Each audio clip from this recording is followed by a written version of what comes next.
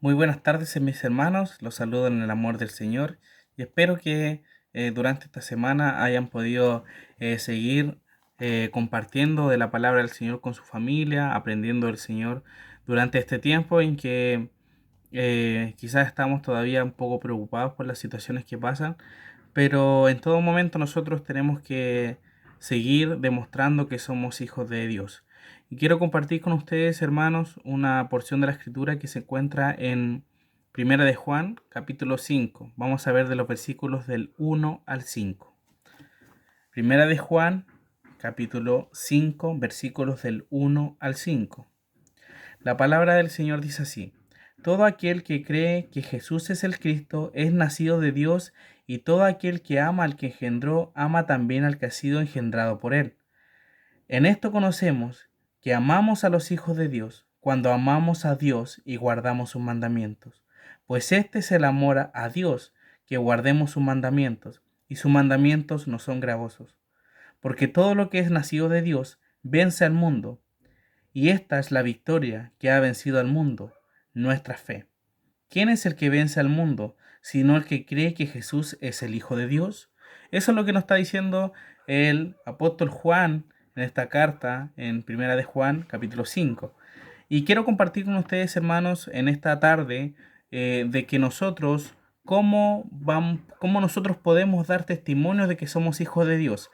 Y una representación visible acerca de ese creer en Dios, de esa fe en Dios, es amando a nuestros hermanos. Y lo vamos a ver claramente en estos versículos. Versículo 1 dice: todo aquel que cree. Y aquí vemos la primera parte que habla acerca de el creer. Y eso podríamos decir que es la fe. Todo aquel que tiene fe, que cree que Jesús es el Cristo, es nacido de Dios. Nosotros cuando tenemos ese encuentro con el Señor, cuando cambia nuestra vida el Señor, somos una nueva criatura, hemos nacido nuevamente, un nuevo nacimiento, somos nacidos por Dios. Y vemos que entonces que todo aquel que cree que Jesús es el Cristo, que es el Mesías, es nacido de Dios. Todos los que tienen fe en Cristo, eso es lo que está tratando de decir, son hijos de Dios.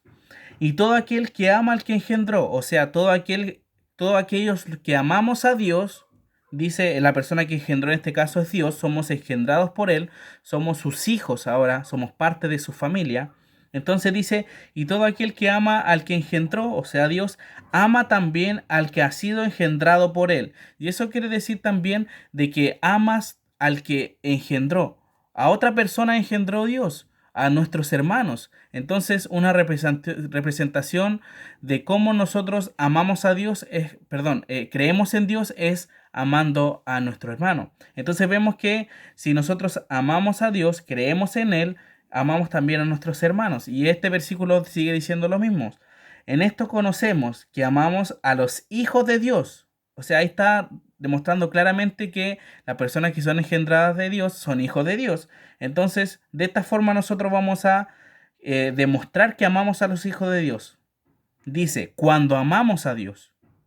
Y ese amar tiene que demostrarse a través de la obediencia, a través de creer en lo que el Señor nos dice en su palabra.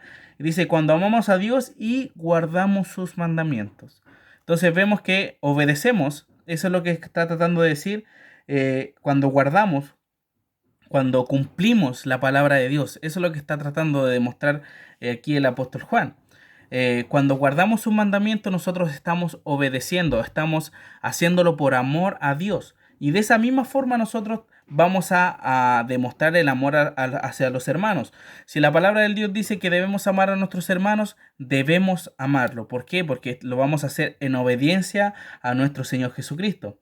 Entonces, esa es la evidencia de que nosotros amamos, el guardar los mandamientos de Dios. Versículo 3. Pues este es el mandamiento, perdón, pues este es el amor a Dios, que guardemos sus mandamientos. De esa forma nosotros vamos a amar a Dios. Ese es el amor, la obediencia, hermanos, el creer en Él.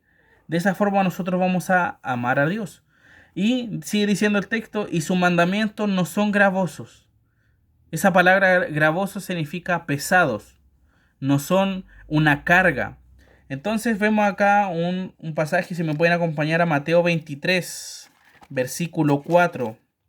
Mateo 23, versículo 4, que dice lo siguiente, en el contexto que Jesús está hablando a los escribas y los fariseos, dice: porque atan cargas pesadas y difíciles de llevar, y las ponen sobre los hombros de los hombres, pero ellos ni con un dedo quieren moverlas. Entonces esto le está diciendo: fariseos, ustedes ponen cargas sobre los demás hombres, pero ustedes ni con un dedo quieren mover esas cosas.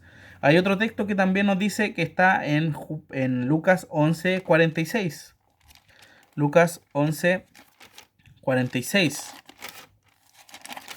que dice lo siguiente: y él dijo, en este contexto nuevamente, hablando con los intérpretes de la ley y los fariseos: ay de vosotros también, intérpretes de la ley, porque cargáis a los hombres con cargas que no pueden llevar, pero vosotros ni aun con un dedo las tocáis. O sea, es fácil poner cargas por sobre las demás personas, siendo que el mismo Señor Jesucristo dice que su carga es liviana.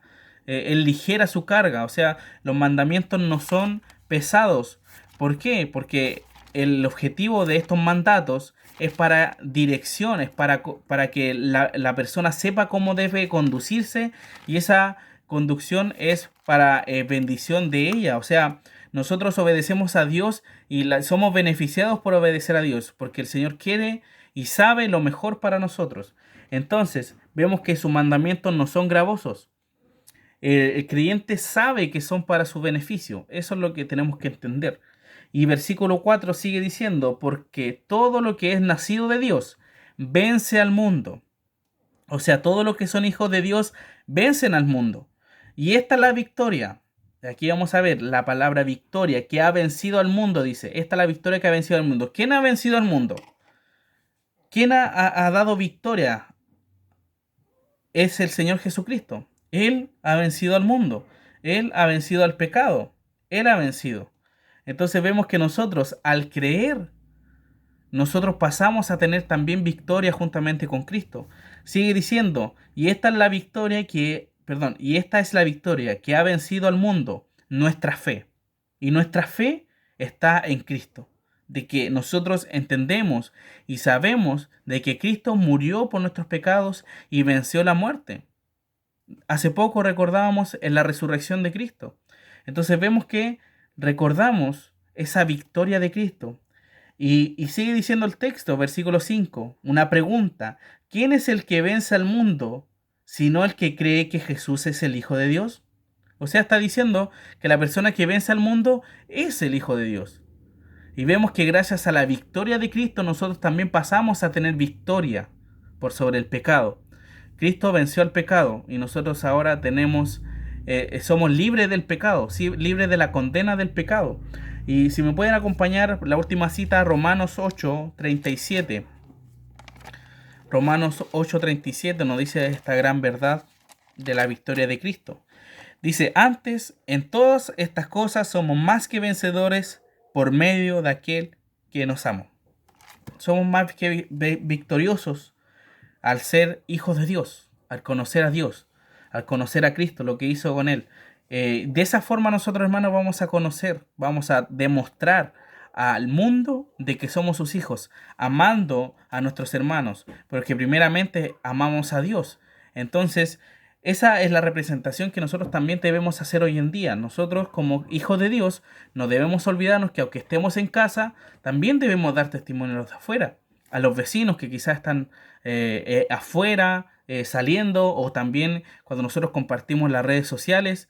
Tenemos que dar testimonio de que somos hijos de Dios, también de suplir necesidades unos con los otros, de poder relacionarnos con otros hermanos, de saber cómo están, si están pasando por alguna necesidad, necesitan ayuda de algo. De esa forma, hermanos, demostramos que somos sus hijos, demostrando el amor por otros.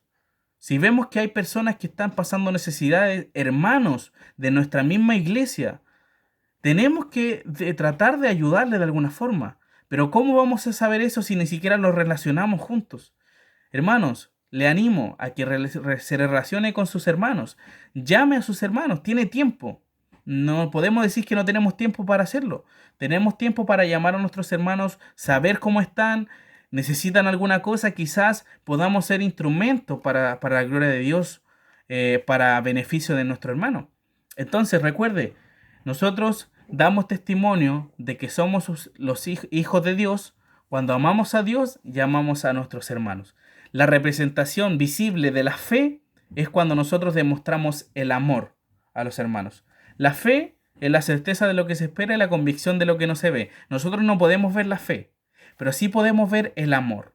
Entonces, esa es la representación práctica. La fe, el amor es la representación práctica de la fe. Entonces, si usted dice que cree en Dios, que ama a Dios, que Dios es lo más importante, que Cristo hizo lo más importante por usted y que está muy agradecida de Dios, debe demostrar eso a su hermano amándolo. Y esa palabra amor encierra muchas cosas. No encierra solamente el poder quizás compartir la palabra todos los días, sino que es más allá. Usted preocúpese de los hermanos, llámelos, mándele un mensaje, ayúdelos de alguna forma. No sé, hay tantas formas que uno puede hacerlo.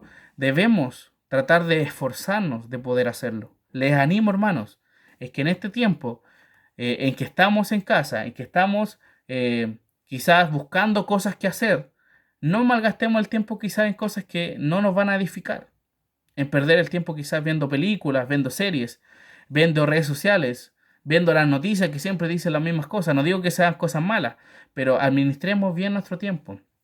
Dediquémonos a poder aprender de la palabra del Señor, ayudemos a edificar a otros y a poder ayudar a otros. De esa única forma, hermanos, vamos a poder permanecernos amándonos, aunque no estemos físicamente compartiendo la iglesia, sino que vamos a estar todos juntos en contacto, como siempre lo teníamos que hacer, inclusive más que antes.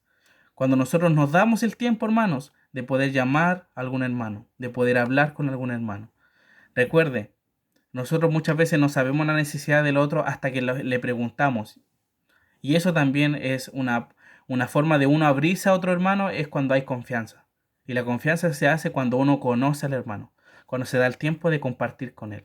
Así que le animo, hermanos, que esta palabra sea de bendición para usted como también ha sido para mí, el poder transformar o cambiar mi vida de acuerdo a lo que dice su palabra. Que el Señor les bendiga.